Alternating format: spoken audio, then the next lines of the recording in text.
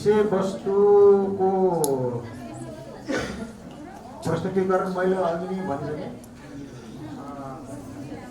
उहाँको एउटा स्किल पनि हो र हामीले सिक्नुपर्ने, उहाँबाट सिक्नुपर्ने कुराहरू धेरै छन् र विशेष त बेसिकली उहाँले अध्यायको प्रयोग गर्नु जाने बेबाटोमा यसलाई चाहिँ कार्यान्वयन गर्नुपर्ने र अर्को आएर चाहिँ व्यावहारिक ज्ञान र सम्भव हुने कुराहरूको उहाँले चाहिँ आफ्नो प्रेजेन्टेसनमा प्रयोग गर्ने प्रयास गर्नुहुन्छ र जहिले पनि उहाँ यो प्रेजेन्टेसन गर्दाखेरि एकदम चनाखो स्ट्राटेजिक वे आउट कसरी निकाल्ने र यो लर्नर्सहरू अथवा चाहिँ जो सुन्नेहरू हुनुहुन्छ उहाँको चाहिँ टार्गेट अडियन्सलाई कसरी आफ्नो कब्जामा राख्ने र ट्र्याकमा राख्ने भन्ने उहाँले जान्नु भएको छ। र मुख्य कुरा के हो कि मैले अघि पनि भनिदिएँ, उहाँको पस्कने तरिका एकदम आकर्षक छ कि एकदम अचम्मको छ। त्यो जसले पाए त्यसले चाहिँ गर्छु भनेर त्यो गऱ्यो भनेदेखि फेरि त्यो मङ्की सो जस्तो हुन्छ। उहाँको चाहिँ अचम्म छ जाने के भने कसरी जाने यो हाम्रो अडियन्सलाई एकदम चाहिँ के भन्दाखेरि कुराहरू पुर्याउने राम्रो संवादको रूपमा छ। र मलाई जहाँसम्म लाग्छ तिर्खै मार्केटिङ उहाँले बोलिरहेपछि आज झिमिक्री पनि हुन्न, त्यस्तै मान्छे त भुसोको सुचिँदो रहेछ।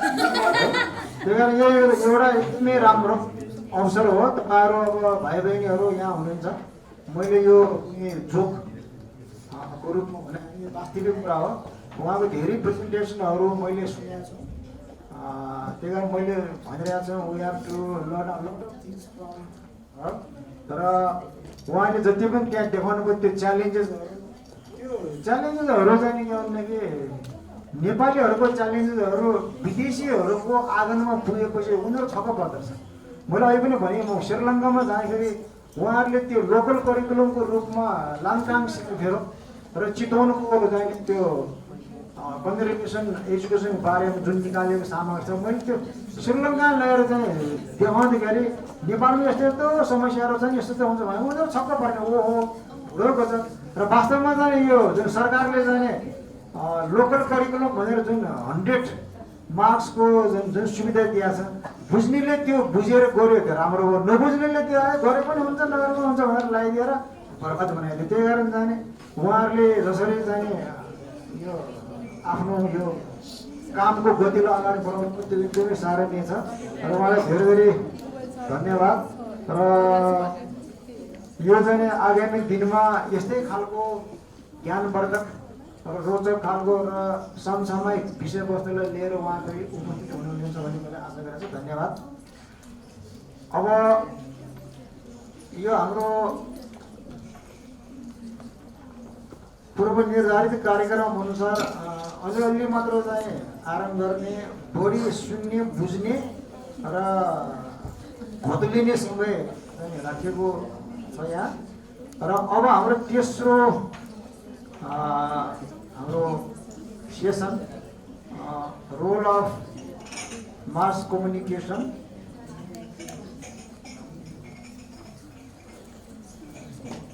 In the state of environment of Nepal भनेर राखिएको छ। यसमा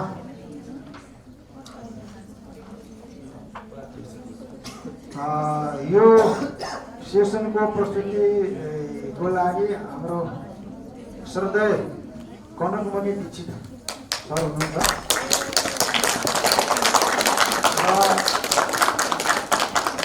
मैले उहाँको बारेमा अब बोल्नु चाहिँ त्यतिको अब सुर्खेको अगाडि चाहिँ मोमो जस्तो होला। र वास्तवमा हाम्रो कनक सर एकदम बहुआयामिक प्रतिभाका धनी व्यक्तित्व र उहाँ वास्तवमा नेपालको सम्मानित कर्मयोग व्यक्तित्व पनि हो र कर्ममा विश्वास गर्ने व्यक्ति मलाई थाहा भएअनुसार। र र नयाँ नयाँ कुरा, नयाँ नयाँ क्षेत्र, नयाँ नयाँ विषयवस्तु सिर्जना गर्न रुचाउने व्यक्तित्व र अनन्त यात्रामा पनि विशेष रुचि राख्ने व्यक्तित्व। मैले पढेको सुनेको हो, कनक सर एकपल्ट भक्सवागनमा बङ्गलादेशबाट यात्रा सुरु गरेर कता जाने भन्ने त्यस्तो किसिमको पनि एकदम जाने के भनेदेखि त्यो अब हामीले जाने के भन्दाखेरि बियोन्ड इमेजिनेसन त्यस्तो खालको पनि यात्रा रुचाउने। र अर्को जाने के भन्दाखेरि यो धेरै सुनेको र हामीलाई पीडा बोध भएको, एकपल्ट सर जाने लमजुङको यात्रामा जानुभएको छ, हराउनु भएर पछि जाने के भएर उहाँ जाने त्यो एक्सिडेन्टमा परेर कति चाहिँ दिनपछि मात्र उहाँ चाहिँ फेला पर्नुभयो। त्यो बेला पनि सबै देशवासी नै जाने के भने एकदम चिन्तित र त्यस्तो चाहिँ यात्रा पनि गरेर उहाँले जाने एउटा उदाहरणीय कामहरू गर्नुभएको छ। र म उहाँको अगाडि पनि नतमस्तक छु, म उहाँलाई सधैँ आदर गर्छु। र उहाँ जाने व्यक्ति जाने यो किताबहरूको लेखनदेखि लिएर त्यसको प्रकाशन, त्यसको सम्पादन गर्ने काममा उहाँ बढी रुचि लिनुहुन्छ। र त्यस्तै गरेर उहाँको बाई प्रोफेसन उहाँ चाहिँ के भनेदेखि यो लदेखि लिएर मास कम्युनिकेसनमा पनि विशेष रुचि भएको र पत्रकार जगतमा पनि धेरै नै ख्याति प्राप्त व्यक्तित्व। र त्यसै गरी मैले अहिले भन्छ उहाँ बहुआयामिक प्रतिभाका धनी हुनाले हामी नेपालीहरू विशेष गरेर हामी जस्तो 2 अक्षर जान्ने बुझेको मान्छेहरू उहाँप्रति हामी गौरव गर्छौँ। र समय खेर नफाल्दै म आजको यो सेसन सञ्चालन गरिदिनु हुनु म उहाँलाई हार्दिक अनुरोध गर्न चाहन्छु। धन्यवाद। धेरै धेरै धन्यवाद। म चाहिँ नि मेरो प्रेजेन्टेसनमा हामीलाई म यति नजिक आएको कारण चाहिँ त्यो यो सोफाले अलिक पर लग्यो अघि र यो के भइरहेको छैन नि के लौजा यसमा बोल्नै पऱ्यो। टपिक चाहिँ नि मलाई दिएको टपिक चाहिँ नि म पत्रकार भएको हुनाले टपिकमा कहिले पनि रहन्न है, टपिकबाट बाहिर गइहाल्छु तर कुनै एउटा न्यू पारिकन मास कम्युनिकेसन्स एन्ड इन्भाइरोमेन्टलिजमको विषय हो भनेदेखि मास कम्युनिकेसनको रोल के हो? इन्फर्म गर्ने, इन्फर्म गरे बापत पब्लिकलाई सुसूचित गर्ने र सुसूचित हुँदाहुँदै पनि यदि वातावरण बिग्रिँदै गयो भनेदेखि या त राज्यले, सरकारले, स्थानीय सरकारले, प्रान्तीय सरकारले केही गर्नु पर्यो, नत्र भए जुझारुहरू जन्माउनु पर्यो। आखिरमा नेपाली मिडियाले गर्नुपर्ने कुरा आजको अवस्थामा जुझारु जन्माउने नै हो। किनभनेदेखि अहिले we have a desert landscape. त्यो भनेको मतलब मैले डेजर्टलाई चाहिँ नकारात्मक दृष्टिले हेर्नु पर्ने होइन, it is a figure of speech that desert landscape भन्नुको अर्थ यहाँ कतै पनि जुझारुपनको झार राम्रो हिसाबले भन्दाखेरि झार उम्रेको छैन, बिरुवा उम्रेको छैन, जरा गाडेको छैन। त्यसैले मैले सञ्जीवनीजीलाई सोधेको थिएँ तपाईहरूको डेमोग्राफी के हो, एज ग्रुप के हो, and I gather it is between 19 and 20, 22? 22. Am I right? Okay. In which case I am happy to talk to you because that means that this is a category that may be able to not only hear but utilize some of what I have to share with you. सुरुमै त त्यसैले मेरो टपिकलाई चाहिँ अब रिटाइटल गर्ने हो भनेदेखि किनभने सञ्जीवनीजीले पनि आफ्नो टपिकभन्दा धेरै बाहिर पनि गइरहनु भएको थियो, त्यसैले मलाई पनि छुट्छ होइन, यो पर यतिकै बोल्नु न। So if I were to give a title to this presentation of mine, I would say नेपालमा वातावरणीय जुझारुको खाँचो या अझ च्यालेन्जिङ गरे खोइ वातावरणीय जुझारु नेपालमा भनेपछि that is aimed at you, that is what I would like to say. र मेरो presentation I think it takes up where सञ्जीवनीजी left off, which is the importance of education. अब एजुकेसन जत्तिकै पढे पनि यसले बिहेभियरल चेन्ज ल्याउँदैन भनेदेखि के गर्ने भने लागि पर्ने हो. And that is what I want to talk about. So it's the next stage from education, environmental education. मलाई एकदम मन परेको थियो, सबै कुरा मन परेको थियो, तर एन्थ्रोपोसेनमा छिरिसक्यौँ. यहाँ मानिसहरू चाहिँ जागिर जोगाउन खोजिरहेका छन् भनेर भन्नु हो नि. I think that is the quotable quote of the day for me. वास्तवमा पनि at a global scale we have already entered the anthropocene age भनेपछि त हाम्रै जेनेरेसनमै वी आर चेन्जिङ सोसाइटी. अनि यसमा चाहिँ नि डोनाल्ड ट्रम्पदेखि लिएर तपाईँ everybody is involve in the negative fall out of this change है. त्यो भए हुनाले अहिले त यो जागिर बचाउन खोज्ने बेलै होइन. I thought that was really very evocative what she said. अर्को पोइन्ट चाहिँ नि यो रुखको कुरा गर्नु पनि उहाँले. Let me share with you. हिजो मात्रै मैले एउटा कार्टुन फिल्म हेरिरहेको थिएँ. मलाई कार्टुन फिल्म बच्चाले हेर्ने कार्टुन फिल्म हेर्न मन लाग्छ. It's a film, it is there is a very well-known children's author whose name is Dr. Seuss, S-E-U-S-S. अनि त्यो चाहिँ किताबै पढ्ने हो, तर एउटा चाहिँ धेरै कार्टुन पनि बनाएका छन्, एनिमेटेड फिल्म्स. एउटा चाहिँ the Lorax. The Lorax was written in 1977, but in that book, film was made later. In that book, the message that Dr. Seuss gives you is the same that Sanjeevani gave you. So मेरो suggestion is download गर्न सकिन्छ the Lorax भन्ने ऊ हेर्नु होला. Because लोराक्सको कोट, it is a defender of the trees. हामीले धेरै एक्टिभिजमको कुरा गर्छौँ, सुन्छौँ, र one of the finest activist in the world from the Amazon to Uttarakhand of India where the Chipko movement happen. The finest defenders are those that save trees. So what does the Lorax say? He's a fictional character, of course. He's a cartoon character.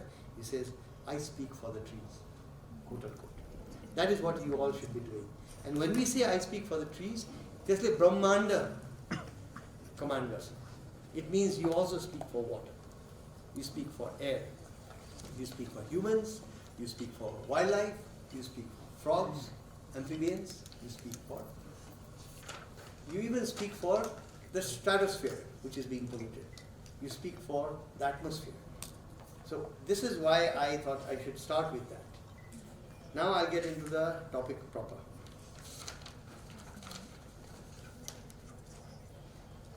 मैले त्यही भनिहालेँ, role of mass communication in the state of environment in Nepal. भन्नुको मतलब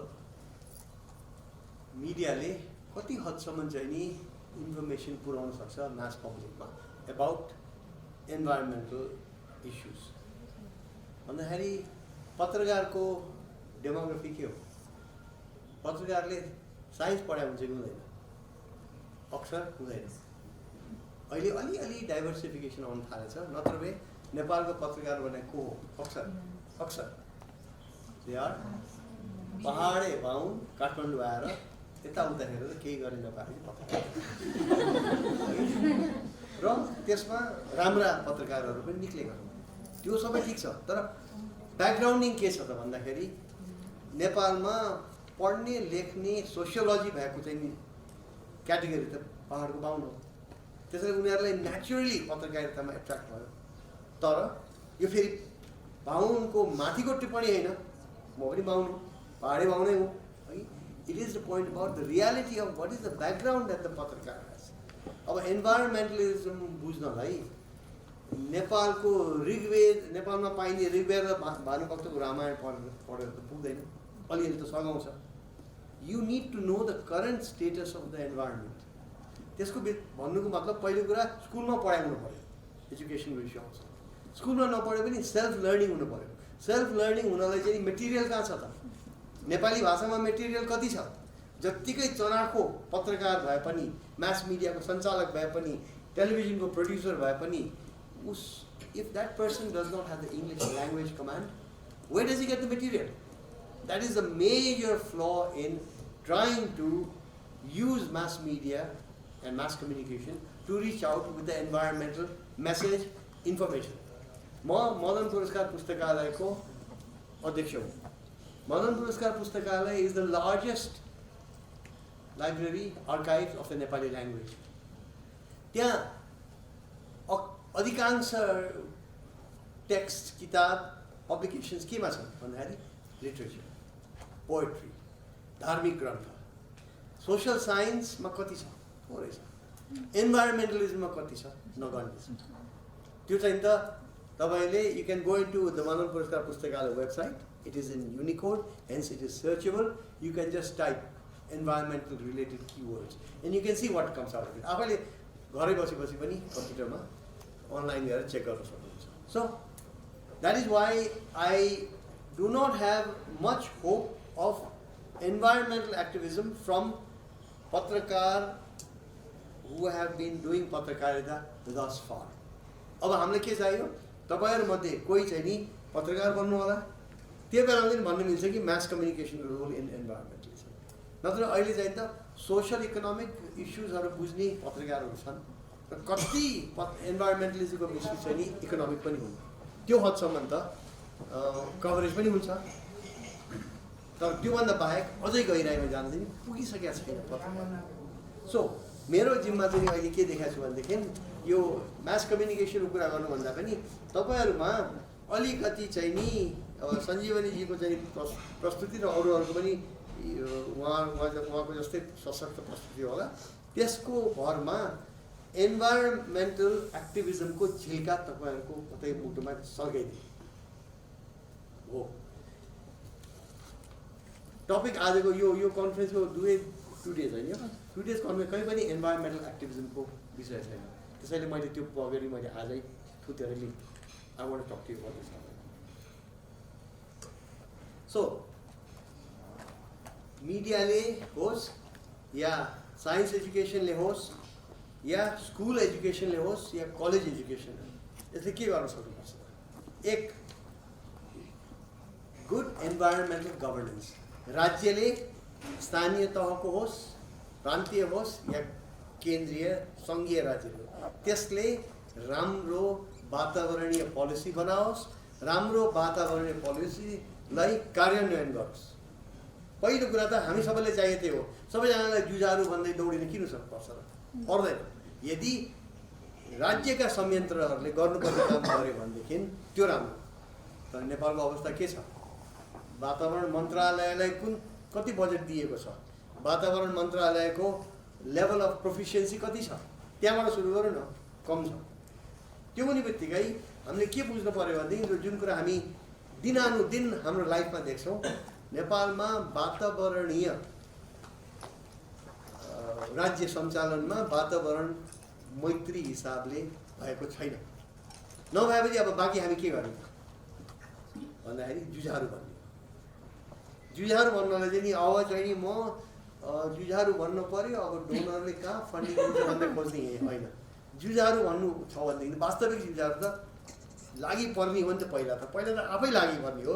कुनै पनि कुरालाई कुनै बेला त गएर चाहिँ नि फन्डिङ पनि चाहिन्छ, तर फन्डिङ खोजेर अनिखेरि जुझारु कहिले पनि हुँदैन। जुझारु भएपछि हामी फन्डिङ खोज्दै जानु, जहाँबाट नेपाली कर्पोरेट सेक्टरबाट माया पनि हुन्छ, नर्वेजियन एम्बेसीबाट माया पनि हुन्छ, जताबाट माया पनि हुन्छ, आफ्नै टोलबाट पैसा उठाए पनि हुन्छ।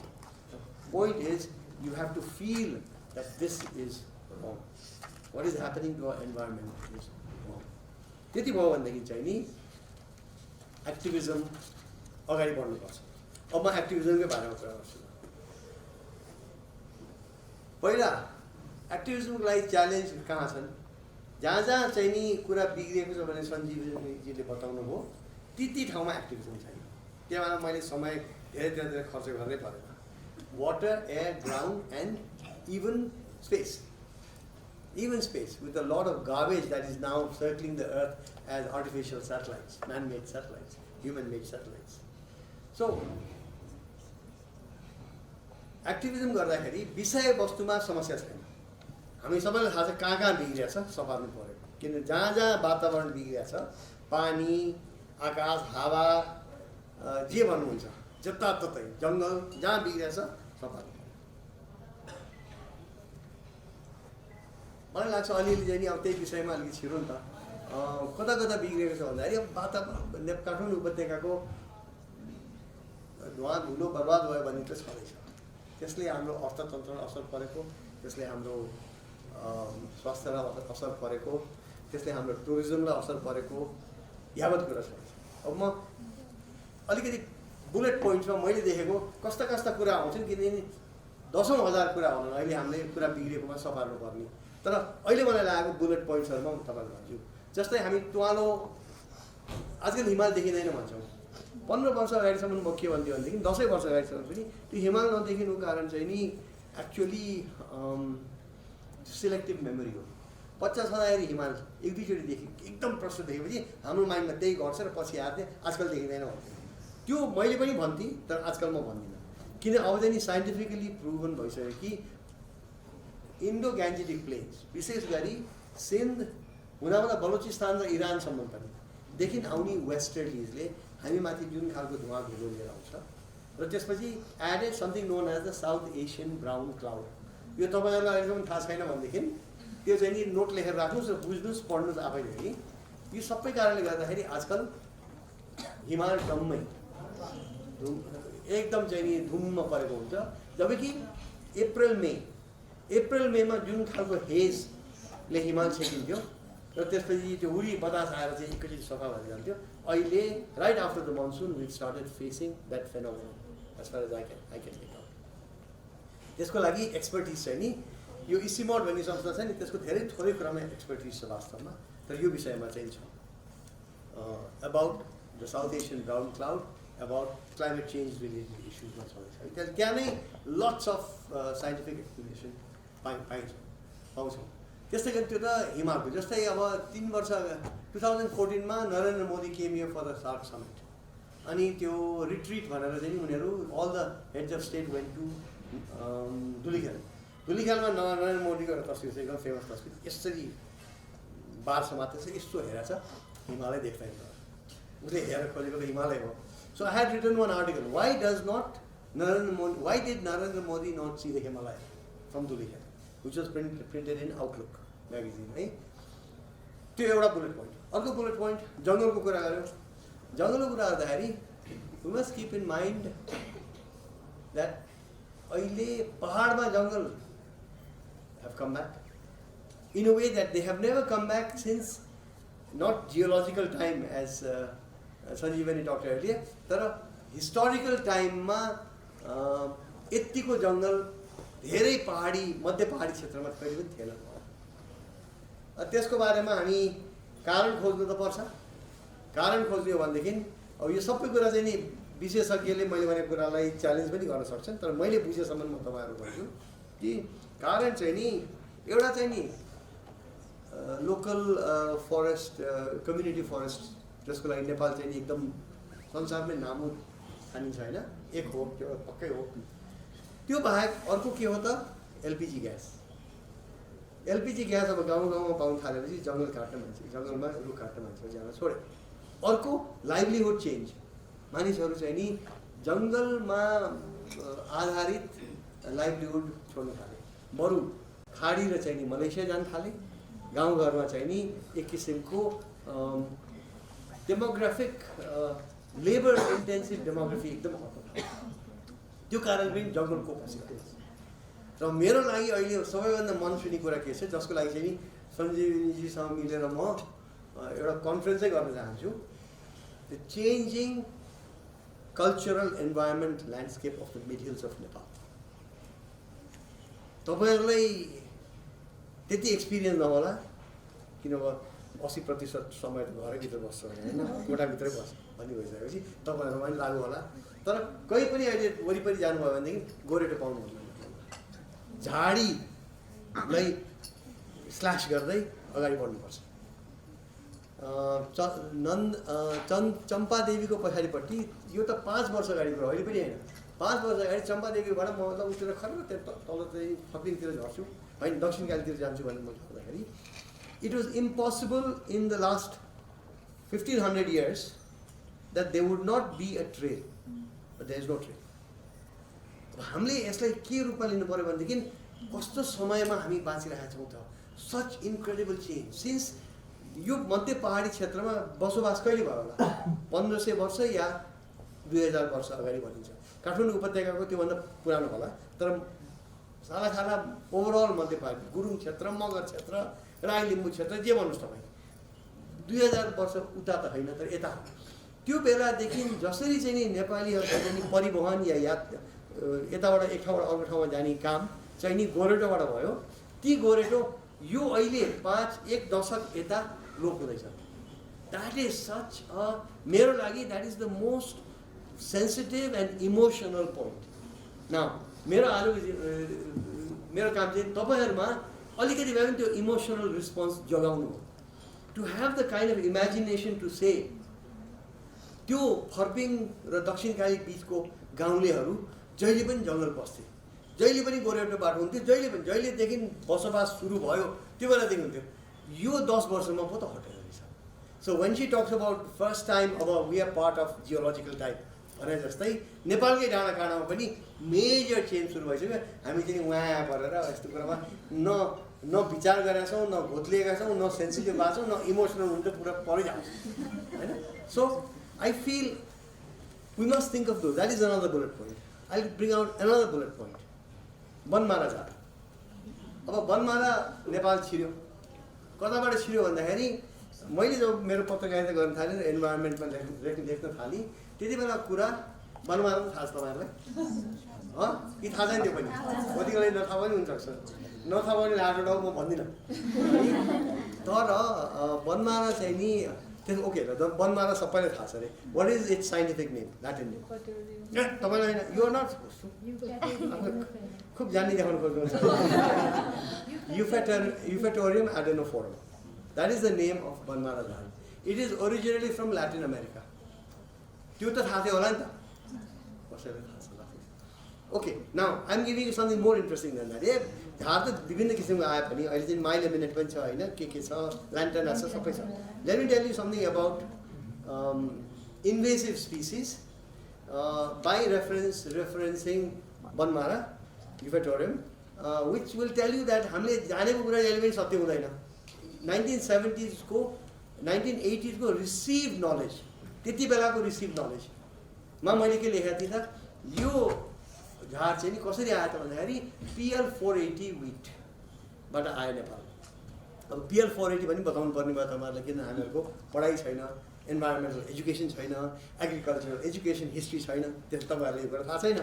PL 480 मिन्स पब्लिक ल 480 अफ द युनाइटेड स्टेट्स, जस अन्तर्गत युनाइटेड स्टेट्सले ऊ बाँड्दाखेरि विकासोन्मुख मुलुकहरूलाई 1960s मा जन एफ केनेडीको बेलामा चाहिँ नि बाँड्नलाई उनीहरूले एउटा ल इनाक्ट गर्नु परेको थियो, जो अन्तर्गत उनीहरूसँग भएको surplus wheat was going to be send around the world to various countries that are poor and need खाद्यान्न। नेपालमा पनि त्यही आयो। त्यति बेलामा कुरो के थियो भनेदेखि त्यो PL 480 विटसँग यो युफेटोरियमको सिजहरू आएको हुनुपर्छ। त्यसरी नेपालमा चाहिँ नि फैलिन थालेको चाहिँ नि 1970s 80s देखि हो र पूर्व नेपालबाट सुरु भयो र पश्चिम फैलिँदै गयो। अब जताततै छ भन्ने कुरा भयो होइन। युफेटोरियमको बारेमा म अर्कै लेक्चर दिन सक्छु मैले बुझेसम्म, तर म यतिमै रोक्नु। तर बिस्तारै त्यति बेलामा I wrote it as if out of conviction, यो हो भनेर PL 40बाटै आएको भनेर लेखेँ मैले, किन मलाई मेरो बुझाइ त्यही थियो। तर बुझ्दै जाँदाखेरि के भएर रहेछ त भन्दाखेरि एक्चुअली 1930s मा बर्मामा सिप ब्यालास्टबाट आएको रहेछ र बिस्तारै 1930s देखि 1970s सम्म यो बङ्गालको खाडी हुँदै अलिअलि उचाइमा चाहिँ नि बङ्गलादेशको चाहिँ नि चिटगङ हिल्स हुँदै नागाल्यान्ड हुँदै यता गर्दै गर्दै गर्दै पूर्व नेपाल आइपुग्यो हो। त्यसैले पूर्व नेपालबाट सुरु भएको नेपाली वैज्ञानिकहरूको विचार रहेछ। तर now the hypothesis I have learned is more that it comes from Burma. सिप ब्यालेन्स भने के हो यो पनि थाहा छैन है, त्यो भन्नुपर्छ, बताउनुपर्छ। सिप ब्यालेन्स भने जब गुड्स पानी जहाज मतलब कार्गो पानी जहाजहरू जान्छन् एक ठाउँबाट अर्को ठाउँमा जाँदाखेरि यदि उनीहरूमा केही बोकिरहेको छैन भनेदेखि त्यो सिप त एकदम राइट भेरी हाई, त्यसको अनस्टेबल हुन्छ। त्यसैले त्यो ठाउँको पानीले भरेर टन्न भरेर होचो बनाउँछ। द्याट इज कल्ड सिप ब्यालेन्स। सो कुनै बेला ल्याटिन अमेरिकाबाट बर्मा आउने सिप ब्यालेन्स चाहिँ पानी त्यहाँ भर्याउनुपर्छ, त्यो पानी झिक्दाखेरिको सिडहरू आएर त्यहाँबाट अब यो इज द न्यू थिङ। अब अर्को कुरा के थियो त्यहाँबाट जहिले पनि के भन्नुहुन्थ्यो भनेदेखि कोहीले पनि खाँदैन, यो यसको केही रोलै छैन, यसको जरा पनि यति हल्कासँग जान्छ कि एउटा त जहाँ जङ्गल काट्यो वनमारा छिरिहाल्छ, छिरेपछि अरूलाई आउन दिँदैन इत्यादि कुरा, त्योसम्म मलाई लाग्छ ठिक हो। तर फेरि अर्को पाटो पनि छ, पहिरो गएको ठाउँमा पनि यही आउँछ, त्यसैले चाहिँ स्वागत पनि गर्नुपर्ने कुरा होला। अर्को के त्यति बेलामा पहिलो डेकेडमा यहाँका एग्रोनमिस्ट र एग्रिकल्चर साइन्टिस्टले के भन्थ्यो भनेदेखि यो वनमारा चाहिँ नि कसैले पनि खाँदैन, उसको मल्च पनि हुँदैन, भन्नुको मतलब इट डजन्ट बिकम फर्टिलाइजरको लागि पनि काम लाग्दैन कुहिएर, अघि कम्पोस्ट पनि हुँदैन इत्यादि भन्थ्यो। बिस्तारै थाहा भयो कम्पोस्ट त हुँदो रहेछ, डाँठ मात्रै नहुने रहेछ, so it is useful to that extent.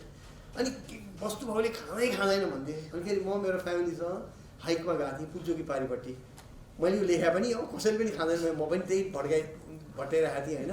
यसो हेर्छु त भारी बोकेर आएका चाहिँ नि महिलाहरू, त्यहाँ गाउँका महिलाहरू उतापट्टि कुसादेवी पारिपट्टि रयाले गाउँ है, के गर्दै हुनुहुन्छ भने बाख्राले खान्छ नि यो भनेर भने कि। So what does that tell me? पहिलो कुरा त साइन्टिस्टले भनेको कुरा पनि सबै कुरा पत्याउनु हुँदो रहेछ, म त पत्रकार पनि होइन। तर के रहेछ भनेदेखि हाम्रा बाख्राहरूले कहिले पनि चाहेका थिएन नि वनमाराको झार, त्यसैले कहाँ खाउँ त। तर बिस्तारै एउटा कुनै एकदम एडभेन्चरस बाख्राले यसो चपाउनु खोज्यो होला, भन्डाल्यो होला, अर्कोले देख्यो अनि एक कान दुई कान पनि भयो, या एक जिब्रो अर्को जिब्रो भयो, तर एकदम यङ सुट्सहरू चाहिँ खाना रहेछ। त्यो कुरा हाम्रो गाउँलेहरूले थाहा पाए, हाम्रो साइन्टिस्टहरूभन्दा अगाडि। आई वान्ट टु यति मैले भन्नुको कारण चाहिँ अलिकति तपाईँहरूलाई कति एक्साइटिङ छ द टेरेन अफ इन्भाइरोमेन्टलिजम, र यहाँ कति कुराहरू सिक्न पर्ने रहेछ। हाम्रो मात्र होइन, सिप ब्यालेन्स भन्ने कुरा पनि बुझ्नु पऱ्यो नि त, वनमारा बुझ्नलाई भन्ने कुरा है। अब what is the history of activism भनौँ, यो त मैले भनेको कुरा होइन नि। यति कुरा थाहा पाएपछि अलिकति मान्छेहरू अलिक बढी विषयमा प्रवेश गर्लान् भन्ने आश होइन। यस्तो issues are all over, from whether you see the Himalaya or not and how it impacts tourism to वनमाराको प्रयोग गर्न सकिन्छ कि सकिँदैन। But what is the history of activism around the world? म तपाईँहरूलाई भन्दै हुनुहुन्छ कोही न कोही त एक्टिभिस्ट बन्न रुचाउनु होला कि भन्ने आशमा भन्दाखेरि इफ यु लुक अराउन्ड सबैभन्दा नजिकै एक्टिभिजमको चाहिँ थलो भनेको नेपालमा एकदम सस्टेन्ड मुभमेन्ट अफ एक्टिभिजम पाइँदैन। अब त्यसलाई नेगेटिभै पनि भन्नु पर्दैन। कहिले कहिले के हुन्छ भनेदेखि राज्यमा धेरै इन्भाइरोमेन्टल इन्क्रोचमेन्ट या डेन्जरस भएको छैन भनेदेखि एक्टिभिजम बन्नुको लागि बन्ने होइन नि त, केही कुरा बिग्रियो भने नै बन्ने हो। र यदि 1950s, 60s, 70s, 18सम्म पनि त्यति कुरा बिग्रिया थिएनन् भनेदेखि चाहिँ नि अब एकदम एक्टिभिस्टिक मुभमेन्ट चाहियो भन्न पर्दैन पनि थियो होला। तर जहाँ पर्ने थियो त्यहाँ भयो कि भएन त भन्दाखेरि यो हिमाली क्षेत्रमा सबैभन्दा इफेक्टिभ एक्टिभिजम भएको चाहिँ नि द चिप्को मुभमेन्ट नै हो। चिप्को मुभमेन्ट चाहिँ नि 70s, 80s, 90sमा विशेष गरी महिला, त्यो क्षेत्र उत्तराखण्ड भनेपछि कुमाऊँ र गढवालका महिलाहरूले चाहिँ नि काट्न आँटेको रुखलाई चाहिँ नि अँगालो हाल्ने हुनाले चिप्को भनेर त्यहाँबाट सुरु भएको हो। त्यसको बारेमा धेरै डिटेल भन्दिनँ, तर किन हो चिप्को मुभमेन्ट चाहिँ मिड 1980s, 1990सम्ममा त्यो बिलाएर गयो। त्यसको सबैभन्दा राम्रो एनालिसिस र रिपोर्टाज गर्नु चाहिँ नि एउटा नेपाली महिला हो। Report her name is Manisha Aryal. If you type Manisha Aryal and you type Chipko, जब चिप्को चाहिँ नि डाउन ट्रेन्डमा जान थालेको थियो, she had written a long article. त्यहाँ मेन क्यारेक्टर्स त्यो चिप्को मुभमेन्टको भन्नाले चाहिँ नि गौरा देवी एकजना हो, एकजना सुन्दरलाल बहुगुणा जसको नाम तपाईँले सुन्नुभयो होला, एउटा चण्डी प्रसाद भट्ट। नेपालमा जङ्गलसँग सम्बन्धित एक्टिभिजम गर्ने हो भनेदेखि you have to know the names of the next hillside over on the west of Nepal where there has been activism, and you should know the names, who is Chandi Prasad Bhatta, who is Sundarlal Bhogara, who is Gaura Devi, just as you should know what is Chipko movement. अब चिप्को movement चाहिँ नि मैले भन्दैछु अहिले अलिकति एकदमै सेलाएर गयो, तर पनि संसारभरि मानिसहरूलाई चाहिँ नि इन्भाइरोमेन्टल एक्टिभिजममा एक्साइट गर्ने चिप्कोका महिलाहरू थिए। यो नेपालको तपाईँले हेर्दाखेरि पश्चिमको कुरा गर्नु। अब नेपालको पूर्वपट्टिको कुरा गर्नुहोस्, Sikkim. Sikkim is the country, is the state of India where environmentalism is dead. Why? तपाईँ अहिले जानुभयो भनेदेखि एउटा खोला छ हाम्रो तमोर, उतापट्टि टिस्टा, बिचमा सिङ्गल हिला रेन्ज आउँछ, अनि दुईतिर उस्तै खालका, I call them sibling rivers, उही साइजको उस्तै खालको छ। अब नेपालपट्टि हेऱ्यो भने तमोरलाई अहिले हुनेवाला छ, तर अहिलेसम्म चाहिँ नि यतिका दशक कसैले छोएको छैन। एउटा काबेली भन्ने एउटा हाइड्रो पावर प्रोजेक्ट छ, र त्यो कसैले छोएको छैन तमोरलाई। यो चाहिँ नि सप्तकोशीको सबैभन्दा पूर्वेली हाँगो हो। तब सिङ्गल रेन्ज पार गरेर दार्जिलिङ पार गरेर तपाईँ टिस्टा झर्नुभयो भने देख्नुहुन्छ कि Teesta is no longer a river. Teesta is the example of what we should never allow river to be. Teesta is a non river. कारण के हामी जहिले पनि भन्थ्यौँ कि oh run of the river scheme कति राम्रो, किन यसले त पानी लग्दैन, ड्याम गर्दैन, पानीलाई चाहिँ रिजर्भरमा राख्दैन, यावत कुरा भन्थ्यौँ। तर यस्तो एक्सप्लोइटेसन भएको छ त्यो टिस्टाको कि त्यो नदी त बाहिर आउनै पाउँदैन, फेरि टनलभित्र हालेर तल भएर फेरि झार्छ, निक्लिनु भएको छ। यो निसासिएको नदी कुनै पाउनुहुन्छ भने तपाईँ you'll find it in the Teesta. Where does this fit my lecture on activism? It fits in that हामीले हेर्नुपर्ने के हो भनेदेखि नि ब्यालेन्स चाहिन्छ। खालि कुनै कुराको चाहिँ अन्धाधुन्दा रिजेक्सन गरेर पनि काम छैन, किन हामीलाई नै बिजुली चाहिन्छ। त्यही हाम्रो अहिलेको बिजुली चाहिँ नि इन्डियाबाट इम्पोर्ट भइरहेको छ, कति 400 मेगावाट होइन, हाम्रो 100 गर्दा हामीलाई बिजुली पनि चाहिएको छ। तर बिजुली बनाउँदाखेरि कुन हदसम्म चाहिँ नि हाम्रो रिभरहरूलाई चाहिँ नि बाँधेर चाहिँ नि टिस्टा जस्तो बनाउने। So I would say the answer is somewhere between तमोरको complete lack of utilization and the Tista, which is no longer. You can even go online, Google Earth मा गएर सिलिगुडी सहर जानु, सिलिगुडी सहरबाट 10 माइल जति पूर्व जानु, अनि you will see the Tista river. You follow it right to the top. भन्दाखेरि you will see what has happened to the Tista. टिस्टामा पनि कोसिस नभएन। त्यहाँ Sikkim is the original place actually of the Lepcha people, Rong भनिन्छ जसलाई। लेप्चाहरूले माथिल्लो क्षेत्रहरूमा जहाँ चाहिँ नि उनीहरूको देवदेवताहरू बस्छ भनेर त्यहाँ चाहिँ नि एक्टिभिजम गरेर केही हदसम्म चाहिँ नि टिस्टाको एक्सप्लोइटेसन रोकेको छ। तर त्यो माथिल्लो तहमा मात्रै हो। तल आएको छ यत्रो धेरै power of economy, power of politics छ कि कसले छुन्। त्यसैले टिस्टालाई डिफेन्ड गर्न कसैले चाहेर पनि सक्दैन। पैसाको पावर, जसरी हामी यहाँ अहिले साइन माइनीमा देख्छौँ, जसरी हामीहरू यहाँ चाहिँ नि अहिले बिस्तारै चाहिँ नि इन्फ्रास्ट्रक्चर डेभलपमेन्टमा कुरा गर्दाखेरि अरूलाई सबैले चुप लगाउने जुन प्रवृत्ति छ त्यो देख्छौँ। त्योभन्दा कता माथि छ त्यहाँ सिक्किममा। किनभनेदेखि सेन्ट्रल गभर्मेन्टले यति पैसा खत्याएको छ कि बिचरी टिस्टाको लागि के आशै छ। त्यहाँ activism as like I told you is dead in most of Sikkim. कहाँबाट आउँछ त्यो डेन्जर? मैले यो दुईतिरको कुरा गरेपछि अब बिचको कुरा हो। मैले सिक्किमको कुरा गरेँ, कुमाऊँ गढवाल भन्नुको अर्थ उत्तराखण्डको कुरा गरेँ, र लेट्स टक अबाउट नेपाल। मैले चिप्कोको कुरा गरेँ नि अहिले है। आज आएर के भएको छ नि, पहिला भावे ठिक छ, नेपालमा त्यस्तो धेरै इन्भाइरोमेन्टल क्राइसिस हुने खालको काम थिएन। त्यो नभए हुनाले इन्भाइरोमेन्टलिजम आएन भनौँ, कृत्रिम रूपले आउनु पनि पर्दैन थियो। तर अब बेला भएको छ कि छैन त तपाईँको बेला विचारमा? तपाईँको विचारमा हाम्रो वातावरण, हाम्रो अर्थतन्त्रको कारणले, हाम्रो सरकारी कामकाजको कारणले अब चाहिँ नि या पपुलेसन प्रेसरको कारणले आएको कि छैन भने म तपाईँको लागि मै जवाब दिन्छु, बेला भइसक्यो। तर वरिपरि हेर्नुहोस्, कोही जुझारु देख्नुहुन्छ? म त देख्दिनँ। कुनै बेला नेपालमा अलिअलि इन्भाइरोमेन्टल सुरु भएको थियो र अहिले पनि राम्रा कर्मचारी पनि हुन्छन्। कुनै नेसनल पार्कको वार्डन हुन्छन्, कुनै फरेस्ट अफिसर हुन्छन्, कोही एउटा उपसचिव हुन्छ या कोही प्रोफेसर हुन्छ। They all are good environmentalists, scientific, people oriented, people at heart, but that does not make activism. जसरी बौद्धिक हुनु र सार्वजनिक बौद्धिक हुनुमा फरक छ। बौद्धिक भनेको टनाटन पढेर सबै कुरा ज्ञानी हुनु, तर त्यसलाई चाहिँ नि कसैले के भन्ला, राज्यले के भन्ला, यो लोक रिझ्याइ पपुलिजमले के भन्ला भने नतर्सिकन लेख्नु भनेको that is to be a public intellectual, that is to be a सार्वजनिक बौद्धिक। त्यस्तै गरिकन वातावरणमा चाहिँ नि एकदमै ज्ञाता हुनु एउटा कुरा, र त्यो त्यति मात्रैमा बस्नु पनि पाइन्छ कि सबैजना एक्टिभिस्ट हुनुपर्छ भन्ने होइन। तर अहिले त बेला भयो कि भएन भन्दाखेरि वरिपरि हेर्दाखेरि एकदम 1-2 दशक अगाडि नै बेला भइसकेको थियो, किन हाम्रो बाटो बिग्रिन थाले त्यहीँदेखि नै हो।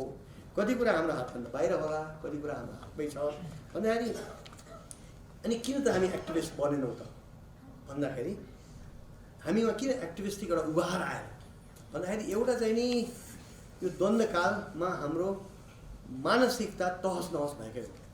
त्यसपछि संविधान लेखन भनेर यो सङ्क्रमण काल भन्यो नि, त्यति बेलामा पनि मानिसहरूको दिमाग कता कता गयो कि बिग्रिँदैछ कुरा चाहिँ नि, यो इकोनोमी त रोकिया छैन नि त, इकोनोमिक एक्सप्लोइटेसन त रोकिया छैन नि, अनि तर हाम्रो रेस्पोन्स टाइम चाहिँ नि ल्याग भयो।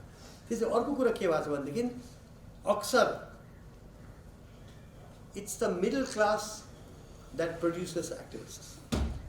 Middle class plus English education plus a local commitment भन्दाखेरि भर्नाकुलर कमिटमेन्ट, माटोप्रतिको चाहिँ आफ्नो कनेक्सन, जुन गाउँबाट आउँछु, जुन सहर, जुन टोलबाट आउँछु त्योसँग कनेक्सन पनि चाहियो। इङ्ग्लिस एजुकेसनले इन्भाइरोमेन्टलिजमको साइन्टिफिक पक्ष बुझ्न पनि चाहियो। अन्त के भइरहेछ कम्पेरिटिभली चिप्कोमा के भएको छ, एमाजोनमा के भएको छ, सारावाकमा के भएको छ, अस्ट्रेलियामा के भइरहेछ त्यो पनि बुझ्न सक्नु पऱ्यो ताकि I can put it in context. अनि त्यसपछि अलिकति भए पनि सम्पन्नता चाहियो, किनभनेदेखि ठेलागाडा घचेर्ने वातावरणविद बन्न सक्दैन, वातावरण जुझारु बन्न सक्दैन, उसको समय छैन। अप्पर क्लासेसको डेमोग्राफिकली उनीहरू एक्टिभिस्ट बन्दैनन् संसारमा कतै पनि, कोही कोही एक्सेप्सन हुन्छ। मिडल क्लासमै हो, किनभने अलिकति घरमा सम्पन्नता enough to be active on your own, त्यस्तो क्याटेगोरी नेपालमा के भइदियो त भन्दाखेरि अहिले न्युयोर्कमा ट्याक्सी ड्राइभ गराइरहेका होलान्, सिडनीमा होलान्, यो चाहिँ नि यो खाडी र मलेसिया जाने माइग्रेन्ट लेबर भएदेखि उनीहरू फर्केर आउँछन्। हाम्रो इकोनोमीलाई धान दिने पनि उनीहरू नै हुन्, इकोनोमी पनि नधान्ने अनि यहाँबाट पढेको सिपल लिएर अन्तै जाने, र उनीहरू पनि नेगेटिभ भन्ने कारण चाहिँ it's only a reality that जो एक्टिभिस्ट हुने क्याटेगोरी थियो अहिलेसम्मको क्याटेगोरी चाहिँ नि यहाँ छैन अधिकांश। That is why I feel that there has been a gap, a generational gap in environmental activism. That is why I am trying to talk to you. फेरि भोलि डिभी पाएर नजानु भने आएन भने है, but I feel that नेपालमा there are so many interesting places to work in, careers to have. One of them is to be concerned about the environment. किन यो त मैले भन्नै परेन, नेपाल जस्तो देश त कहीँ छैन वातावरणको हिसाबले। नेपाल जस्तो देश जहाँ चाहिँ नि 300 feet above the sea level to 2900 plus, so within 80 miles. There is no place in the world like this. नेपालमा north south भनेको मतलब altitudinal diversity र east west diversity. Especially what Dr. Harko Gurung used to say, that the Kali Gandaki is the defining line between the Sal and the Everglades. I think at this point I should mention the people who give us enough energy to become activists. Dr. Prahlad Yonjan, who you know about, I hope, by now, and Dr. Harko Gurung. They are the ones, if you read, the kind of readings that you can get from what they did in their lives can give us energy. Because my जुन कुरा भने हामी फड्को मारेर एउटा generational ग्यापबाट from Prahlad Yonjan to you, we have to think about that. अब अरू 10 minute लिऊ। Okay, अब यो इन्भाइरोमेन्टल एक्टिभिजम भनेपछि यसबाट चाहिँ नि घर घडेरी चाहिँ नि बन्दैन हैन। एकदम सफलतापूर्वक अगाडि बढ्ने हो भनेदेखि र चाहिँ नि अलिअलि पैसा पनि जुराउन सक्यो भने एउटा कोठा भाडामा सम्म दिन सकिएन। त्यसैले you have to be middle class, बाबु घरमा बस्नु पाइयो, आमा घरमा बस्नु पाइयो हैन। This is important to know, realistic पनि हुनुपर्छ। तर कहाँबाट आउँछ द डेन्जर? अहिलेको नेपालकै अवस्थामा हेरौँ, कहाँबाट आउँछ डेन्जर इन्भाइरोमेन्टल एक्टिभिजम गर्दाखेरि भन्दाखेरि एउटा स्टेटबाट आउँछ। स्टेटलाई एउटा बाटो बनाउनु परेको छ, कसैले नाइ भन्यो भने स्टेटले को हातमा त विभिन्न संयन्त्र हुन्छ प्रयोग गर्न सक्छ रोक्नको लागि एक। तर अहिले आएर स्टेट भन्दा पनि डेन्जरस इज पपुलिजम। अब अहिले के भएको छ त, नेपालमा पोलिटिकल स्टेबिलिटी बल्ल आयो, त्यसैले अब हामीहरू इन्फ्रास्ट्रक्चरको युगमा थियो। अब जताततै बनाउनुपर्छ, यो 20 वर्ष थाँतिरहेको कुराहरू गर्नुपर्छ, हिँडौँ साथी हो भनेर नेताले भनिदिन्छ, अनि कार्यकर्ताहरू हो भन्छन्।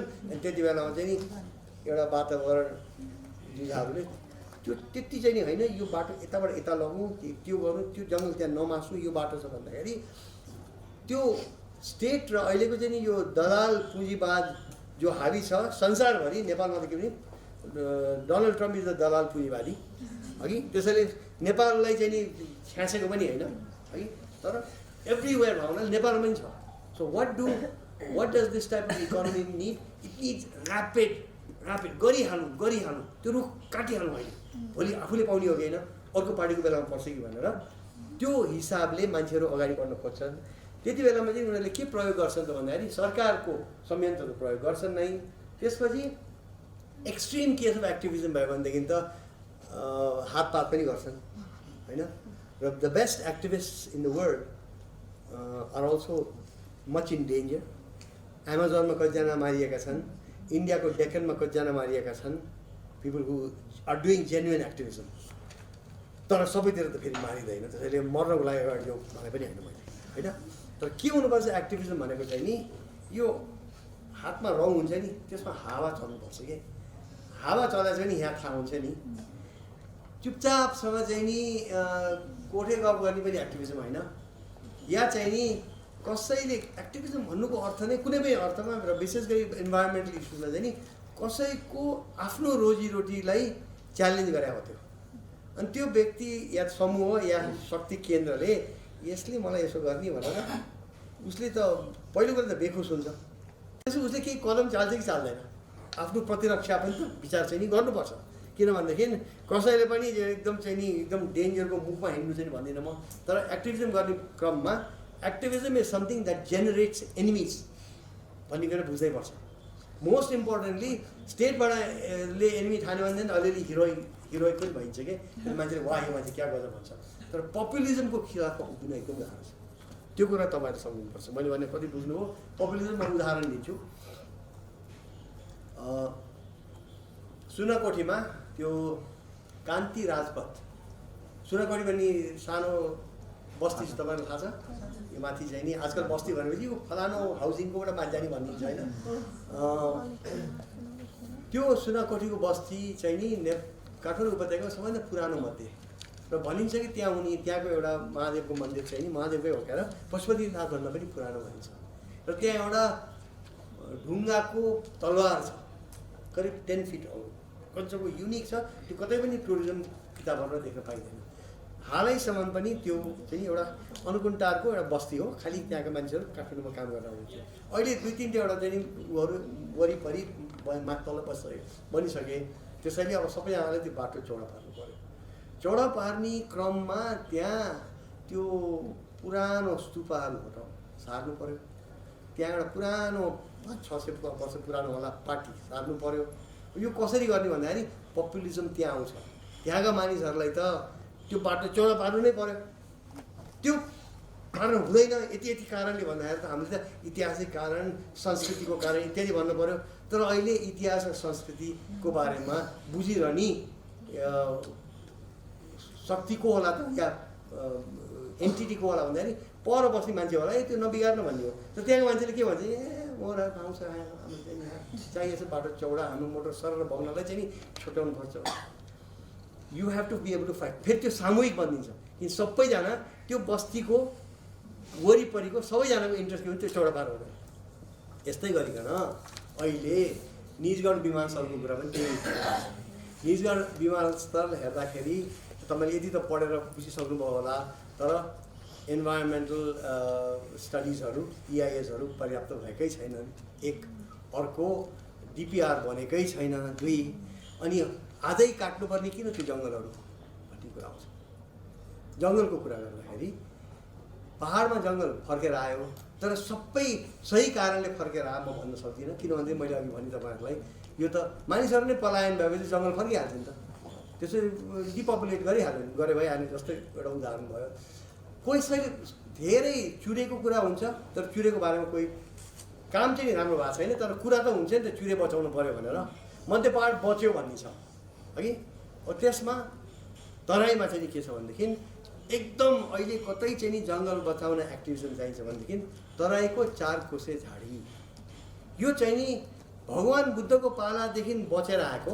कि भगवान बुद्धको पनि के थियो, त्यो मायादेवीले जहाँ बच्चा पैदा गर्नुभयो त्यो चाहिँ त रामग्रामदेखि कपिलवस्तु बिचमा जङ्गल छेडेर जङ्गलको बिचमा एउटा बाटिकानो थियो, त्यही जङ्गल तल गङ्गा मैदानसम्म पुग्थ्यो, झन्डै झन्डै गङ्गासम्म। बिस्तारै इतिहास कालमा आबादी हुँदै हुँदै जाँदाखेरि खुम्चिएर आएर राणाकालको अन्त्यसम्ममा त्यो great jungles, sal and other jungles of South Asia which use to extend to the Indus river, Indus valley सिल्सहरूमा तपाईँ गैँडाको चाहिँ छाप देख्नुहुन्छ। भन्नु मतलब त्यो बेलामा इन्डस भ्यालीमा त गैँडा थियो। खुम्चिँदै आएर नेपालको 4 कोसे झाडीमा टुङ्गिएको थियो। 1960मा नेपालको सेटेलाइट इमेज त्यति बेला खिच्दैन थियो होला, हेर्ने भने 4 कोसे झाडी थियो।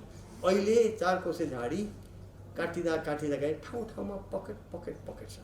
यदि कोही जुझारु बन्ने हो भनेदेखि नेपालमा पहाडी जङ्गलको लागि अहिले धेरै गर्नु पर्दैन। हद भए चाहिँ नि यो जुन खालको कटान भएको छ, यो रोड, यो जिल्ला रोड, जिल्लाले बनाउने चाहिँ नि बाटोहरू र गाउँले बनाउने बाटोहरू, त्यो पनि अर्को प्रकोप छ, त्यहाँ अब समय पनि भएर नजाउँ। तर मलाई लाग्दछ हामीलाई चाहिने एक्टिभिजम हो, मास कम्युनिकेसन भन्नुको अर्थ मास मिडियाले केही हदसम्म कभरेज गरिदिएको छ। मैले अघि सुरुमा नेपाली मिडियाको क्रिटिक गरेँ, तर यति भन्नु त्यति पनि अरूले त त्यति पनि गरेको छैन। त्यसैले कम्तीमा पनि निजगढमा के भइरहेछ भन्ने कुरा त आएको छ नि तपाईँको अखबारमा। त्यस्तै गरिकन तर त्योभन्दा नेक्स्ट स्टेप चाहिँ आएको छैन कि अहिले तराईको जङ्गल फाड्ने क्रम यस्तो तीव्र छ कि अलि दिनमा त्यो भगवान बुद्धको बेलादेखि बचेको जङ्गल सखापुरीवाला छ। हरेकचोटि तपाईँ उडेर चाहिँ नि कतै जानुभयो भनेदेखि तल हेर्नुभयो भनेदेखि कुनै पनि जङ्गलको आकार खुम्चिँदो छ र एउटा प्याच अफ जङ्गल छ जहाँ मैले देखिरहेको छु हरेकचोटि फ्लाइटमा कि बिचमा कसले आएर चाहिँ ठडानी सुरु गरेर छ। हरेक 2 महिना हेर्दा त्यो ठडानी चौडा हुँदैछ, केही समयमा त्यो हुनेवाला पनि छ त्यो जङ्गल। भनेपछि वी हेभ टु विषय चाहिँ नि फेरि टपिकहरू मैले जति पनि दिन सक्थेँ होला, यो बागमतीको पानीदेखि लिएर ढल निकासदेखि लिएर एरिएसन पन्डको कुरादेखि लिएर टन्नै छन्। हरेक ठाउँमा जहाँ हेऱ्यो पनि एक्टिभिजम चाहिन्छ।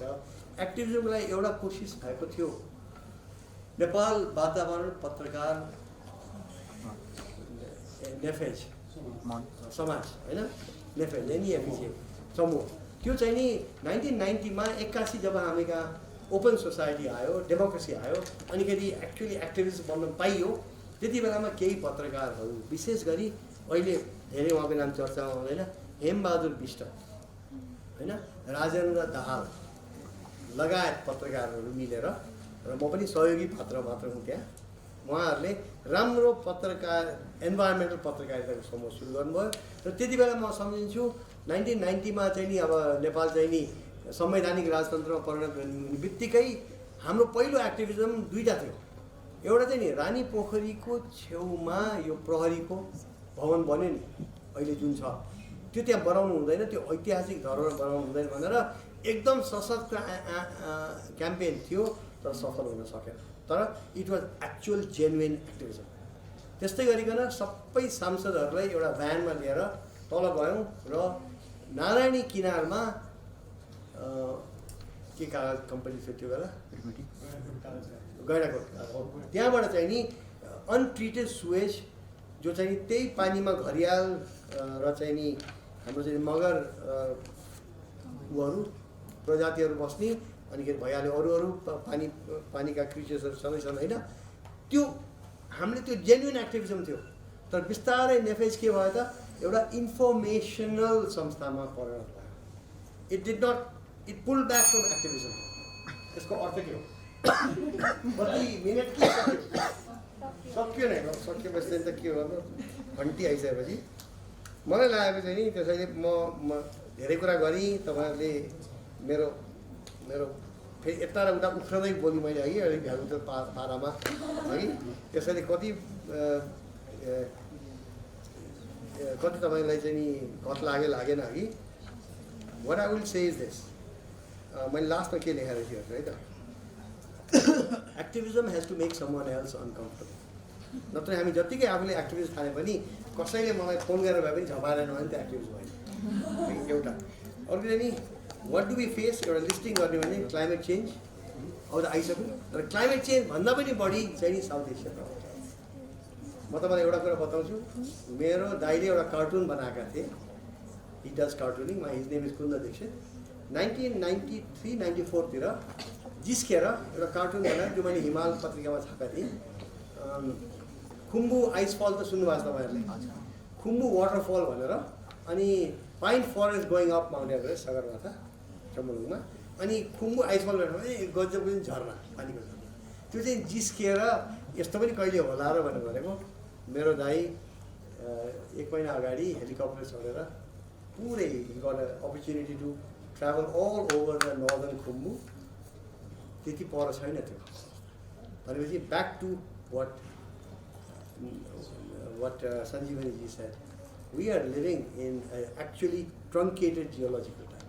यो हामीले नै गरेको हो त्यसैले द क्लाइमेट चेन्ज एन्ड सबैले क्लाइमेट चेन्ज भन्छन् एकदम important but we have to in Nepal we have to be more concern about ground एउटा दोस्रो वाटर पोल्युसनको कुरा गर्दिनँ वाइल्ड लाइफको कुरा अलिअलि गरिसकेँ तराई फरेस्टको कुरा गरिसकेँ अनि कल्चर भर्सेस कल्चरल एक्टिभिजम र इन्भाइरोमेन्ट एक्टिभिजम गाँसिएका छन् हाम्रो activism when we are talking about saving the environment is also linked to those people who are fighting for a footpath, those people who are trying to be active for a cycling path.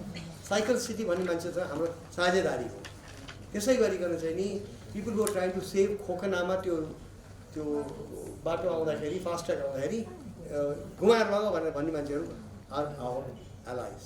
So we have to learn to build allies also. There's a lot to be said. I have said too much, but I have not said enough. Thank you.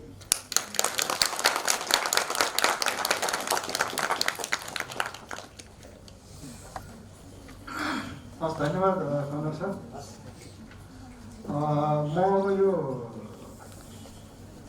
कनक सरको बारेमा यो हाम्रो प्रेजेन्टेसनको बारेमा बोल्नुभन्दा अगाडि म यहाँ floor open वेको घोषणा गर्न चाहन्छु र 2वटा जति प्रश्न सहभागी साथीहरूले कनक सरलाई सोध्न सक्नुहुनेछ हात उठाउनुहोस् र एकदमै के भन्दाखेरि तर्कपूर्ण र औचित्यपूर्ण खालको प्रश्न तर्कपूर्ण र अर्को के औचित्यपूर्ण पनि हुनु पर्यो ल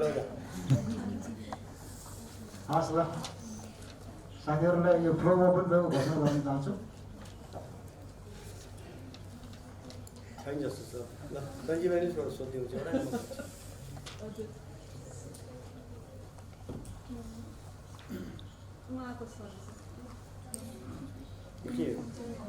कि चाहिँ नि सबैजना तर्से आउनुपर्छ कि चाहिँ नि विषय त्यतिको टपिकल लागेन तर्सेकै हुनु पर्यो यो मान्छे दुई किसिमले बोल्दैन एउटा बुझेर नबोल्ने एउटा नबुझेर नबोल्ने ठिक छ no question I will be gone तपाईहरुलाई Thank you so much. Of course.